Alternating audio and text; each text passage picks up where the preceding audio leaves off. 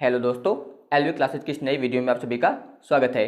तो electric current के इस लेक्चर में आज हम लोग विभवमापी का दूसरा अनुप्रयोग पढ़ेंगे, यानी कि किसी भी सेल का आंतरिक प्रतिरोध ज्ञात करना। तो विभवमापी का जो पहला अनुप्रयोग था उसके बारे में आपको इसके पहले लेक्चर में बताया जा चुका है। तो आज हम लोग इसमें पढ़ेंगे किसी प्राथमिक सेल का आंतरिक प्रतिरोध कैसे ज्ञात करते हैं। तो इसके लिए ध्यान दीजिए, सबसे पहले इसमें हम लोग एक प्रायोगिक तार लेंगे। तो ये हो जाएगा एक प्रायोगिक तार, इसे हम लोग मान लेते हैं ए बी। तो ये हो गया एक प्रायोगिक तार। इस तार से हम लोग यहाँ पर एक सेल को संबंधित करेंगे। इसके अलावा इसमें यहाँ पर एक कुंजी प्रयोग करेंगे और एक धारा नियंत्रक। इस प्रकार से यहाँ पर इस तार से आपको जोड़ देना है और ये सभी जोड़ करके इससे आपको बनाना है यहाँ पर प्राथमिक परिपथ। प्राथमिक परिपथ। तो इस प्रकार से यहाँ पर आपको प्राथमिक परिपथ तैयार करना है। ये यहाँ पर सेल हो जाएगा, ये यहाँ पर कुंजी हो जाएगी और ये यहाँ पर धारा नियंत्रक हो जाएगा। यहाँ पर जो कुंजी के लगी हुई है ये अभी खुली हुई है। खुली होने का मतलब इसमें जो धारा अभी प्रवाहित नहीं हो रही है। अब इसके बाद ध्यान दीजिए, इसी में यहाँ पर आपको द्वितीयक परिपथ तैयार करना है इस प्रकार से। अब यहाँ पर ध्यान दीजिए, ये जो द्वितीयक परिपथ होगा इसमें यहाँ पर हम लोग सेल लगाएंगे जिसका कि विद्युत वाहक बल E मान लेते हैं और इसका आंतरिक प्रतिरोध मान लेते हैं स्मॉल r। इसके अलावा इसमें यहाँ पर एक प्रतिरोध बॉक्स लगा हुआ है। इस प्रकार से यहाँ पर ये एक प्रतिरोध बॉक्स हो जाएगा। इसमें यहाँ पर इस कुंजी को मान लेते हैं K1 और इस कुंजी को मान लेते हैं K2। तो ये जो परिपथ तैयार होगा इससे हम लोग बोलेंगे द्वितीयक परिपथ। यहाँ पर इसे आप बोलेंगे द्वितीयक परिपथ इस प्रकार से। इसके बाद जो द्वितीयक परिपथ होगा इससे हम लोग एक गैल्वेनोमीटर और जॉकी से संबंधित कर देंगे। तो ये हो जाएगा गैल्वेनोमीटर और यहाँ पर इसे एक जॉकी से संबंधित कर देना है। इसी प्रकार इसका जो दूसरा सिरा होगा इससे भी हम लोग इसी प्रकार से यहाँ पर संबंधित कर देंगे जॉकी से। तो इस प्रकार ध्यान दीजिए, इसमें ये परिपथ तैयार किया गया था प्राथमिक और ये दूसरा परिपथ तैयार किया गया था। यहाँ पर ये द्विमार्गी कुंजी लगी है K1 और K2। यहाँ पर ये जो लगा है इसे हम लोग बोलेंगे प्रतिरोध बॉक्स। याद रखिएगा, ये यहाँ पर हो जाएगा प्रतिरोध बॉक्स इस प्रकार से। तो ये यहाँ पर जो तैयार हुआ है इसे आप बोलेंगे परिपथ व्यवस्था। परिपथ व्यवस्था इस प्रकार से।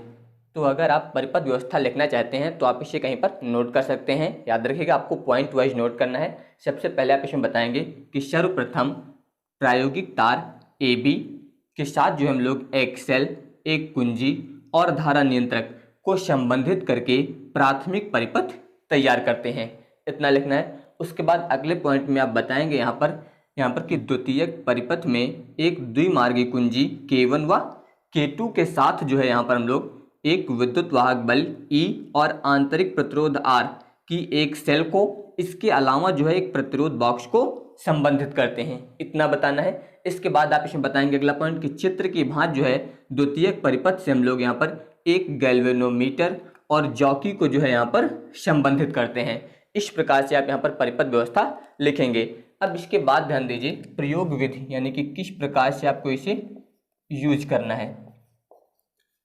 प्रयोग विधि। तो प्रयोग विधि में ध्यान दीजिए, सबसे पहले हम लोग यहाँ पर जो कुंजी के लगी है इससे बंद करेंगे। जब कुंजी के यहाँ पर जो खुली हुई थी, जब इसे बंद किया जाएगा तो इसमें यहाँ पर धारा प्रवाहित होगी इस प्रकार से। तो आपको यही बताना है सबसे पहले कि कुंजी के को बंद करके यहाँ पर हम लोग प्राथमिक परिपथ में विभव प्रवणता उत्पन्न करते हैं। या फिर आप बताएंगे कि कुंजी के को बंद करके तार AB के सिरों के बीच विभव प्रवणता उत्पन्न करते हैं। तो आप इसमें वही यहाँ पर लिखेंगे कि सर्वप्रथम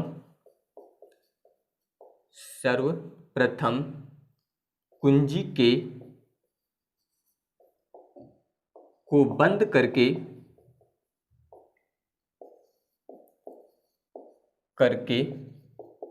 तार AB के सिरों के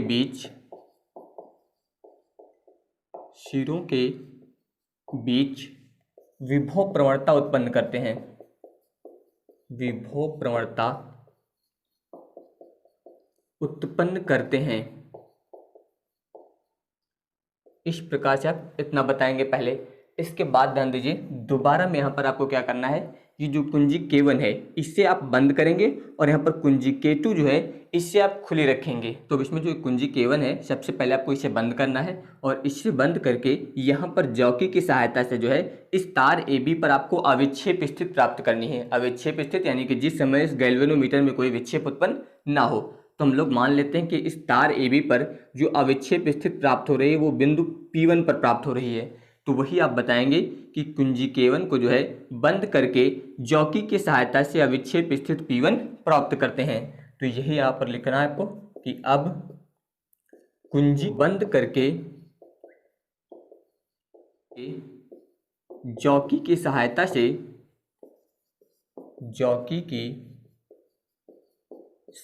से अविक्षेप स्थिति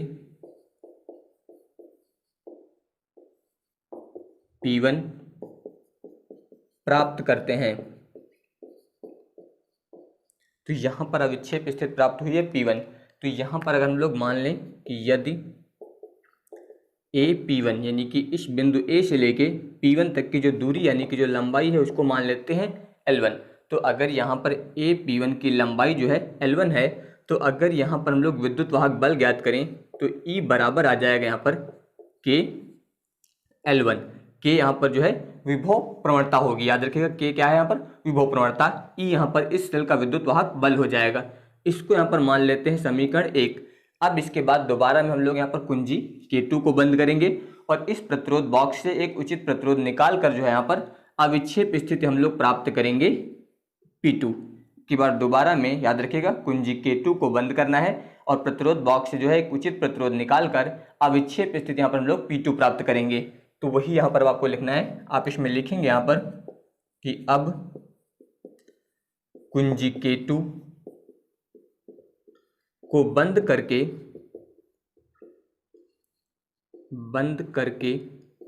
प्रतिरोध बॉक्स से कोई उचित प्रतिरोध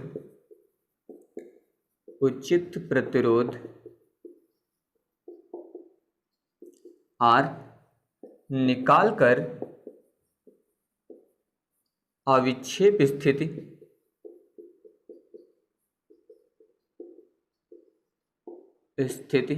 P2 प्राप्त करते हैं। तो अब यहाँ पर अविक्षेप स्थिति प्राप्त करेंगे P2। यहाँ पर जॉकी की सहायता से हम लोग इसे आगे पीछे खिसका कर जो है यहाँ पर अविक्षेप स्थिति प्राप्त करेंगे P2। तो इस बार यहाँ पर हम लोग मान लेते हैं कि यदि ध्यान दीजिए AP2 बराबर L2 यानी कि A से लेके इस P2 की लंबाई कितनी है L2। तो अगर यहाँ पर इसका हम लोग विभव ज्ञात करें यानी कि V, तो ये आ जाएगा K L2। इसको हम लोग मान लेते हैं समीकरण नंबर 2। अब इसके बाद यहाँ पर जो है हम लोग समीकरण 1 को 2 से भाग करेंगे। तो यहाँ पर आप लिखेंगे इसमें समीकरण 1 को 2 से भाग करने पर, ध्यान दीजिए समीकरण 1 को 2 से भाग करेंगे तो LHS को LHS में करेंगे। तो अब ध्यान दीजिए यहाँ पर आएगा E बट्टे में आ जाएगा V, बराबर में ध्यान दीजिए यहाँ पर आएगा K L1 और यहाँ पर आ जाएगा K L2। K से K कट जाएगा यानी कि ये आएगा E बट्टे V बराबर हो जाएगा L1 बट्टे L2। इसको हम लोग मान लेते हैं समीकरण नंबर 3। अब इसके बाद ध्यान दीजिए यहाँ पर आप लिखेंगे इसमें सेल का आंतरिक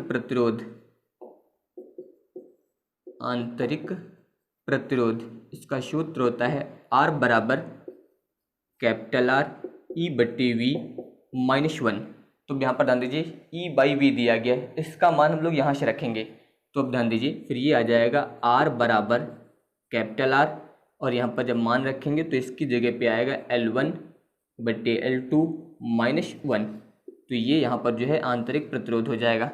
तो यहाँ पर ये जो सूत्र आया है इसमें स्मॉल r जो होता है इससे ही हम लोग बोलते हैं आंतरिक प्रतिरोध, कैपिटल R जो है बाह्य प्रतिरोध होता है। तो इस सूत्र का प्रयोग करके हम लोग यहाँ पर आंतरिक प्रतिरोध जो है ज्ञात कर सकते हैं। तो इसका प्रयोग जो है सेल का आंतरिक प्रतिरोध ज्ञात करने के लिए किया जाएगा। तो ये टॉपिक जो था इस चैप्टर का लास्ट टॉपिक था।